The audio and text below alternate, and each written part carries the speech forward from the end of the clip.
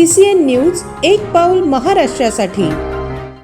छत्रपती शिवाजी महाराज आणि त्यांच्या पत्नी महाराणी गुणवंताबाई यांच्या विवाहाला 370 वर्ष पूर्ण झाले।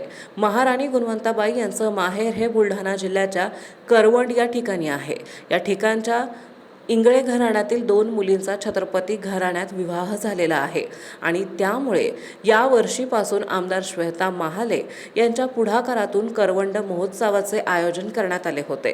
सार्वजनिक बांधकाम मंत्री आणि छत्रपती घराण्याचे 13वे वंशज शिवेंद्रराजे भोसले यांच्या प्रमुख उपस्थितीमध्ये आज छत्रपती शिवाजी महाराज आणि महाराणी गुणवंताबाई यांचा प्रतिकात्मक विवाह सोहळा मोठ्या थाटामाटात पार पडला।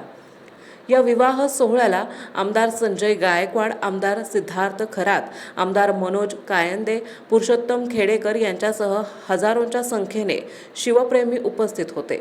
या दरम्यान छत्रपती शिवाजी महाराज आणि महाराणी गुणवंताबाई यांची वेशभूषा केलेल्या दाम्पत्याची थाटामाटात मिरवणूक काढण्यात आली। दरम्यान लाठीकाठी, तलवारबाजी, दंडपट्टा यांसह अनेक चित्तथरारक प्रात्यक्षिके सादर करण्यात आले। या ठिकाणी साक्षीदार झालात, काय नेमक्या भावना व्यक्त कराल? भावना म्हणण्यापेक्षा आपलं नशीब आहे सगळ्यांचं, तुमचं माझं सगळ्यांचं।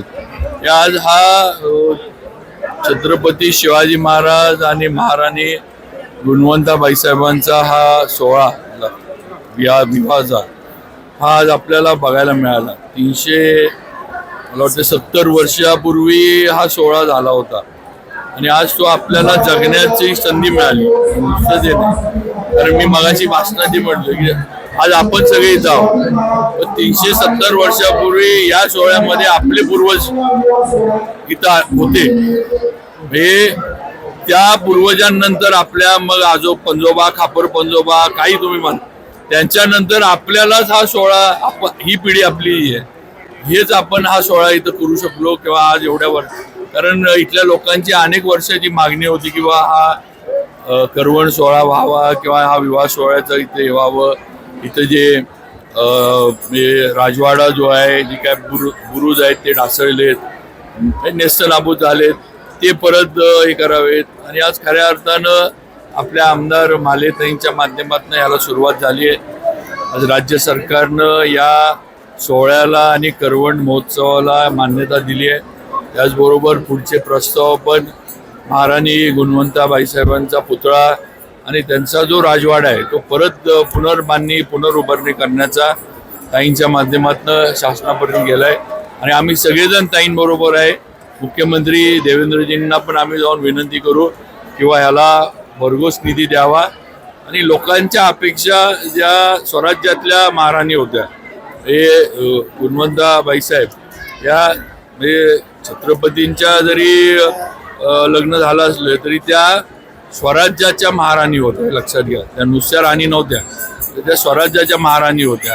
व त्यांच्या नावाला, त्यांच्या सगळ्या ह्याला साधलं असं स्मारक इथं शासनाच्या माध्यमातून उभं केलं।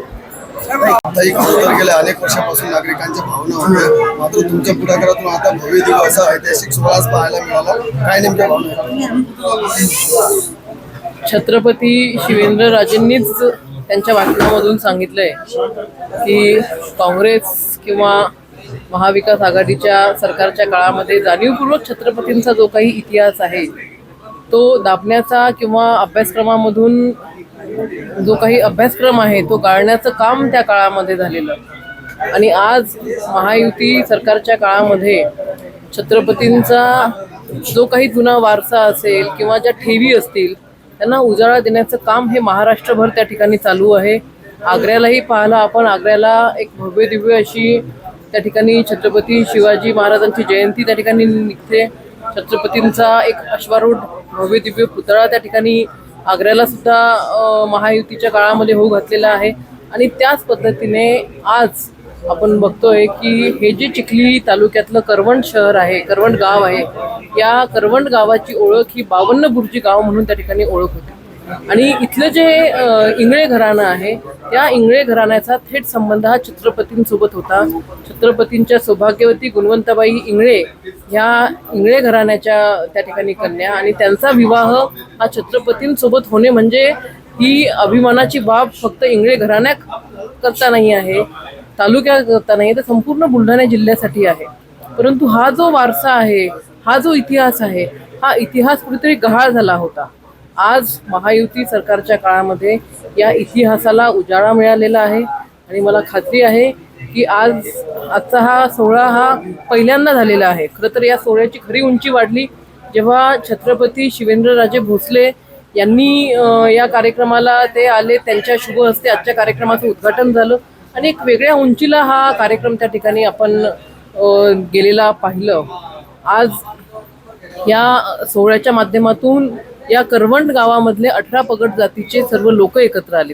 जे छत्रपतीने जे स्वराज्याची निर्मिती केली ती 18 पगड जातीच्या लोकांना एकत्र करून केली. आज ते उदाहरण आपल्याला करवंदमध्ये दिसत आहे आणि मला पूर्ण खात्री आहे संपूर्ण महाराष्ट्रामध्ये अशाच पद्धतीने 18 पगड जातीला एकत्रित करतच महायुतीचं सरकार चांगल्या पद्धतीने काम करेल आणि छत्रपतींचा जो काही इतिहास गहाळ झालेला होता आतापर्यंत त्याला अशाच पद्धतीने उजाळा त्या ठिकाणी मिळेल. CCN न्यूजसाठी editor in chief Gopal Tupkar, Karwand, Buldhana. Sandeep Wankhede.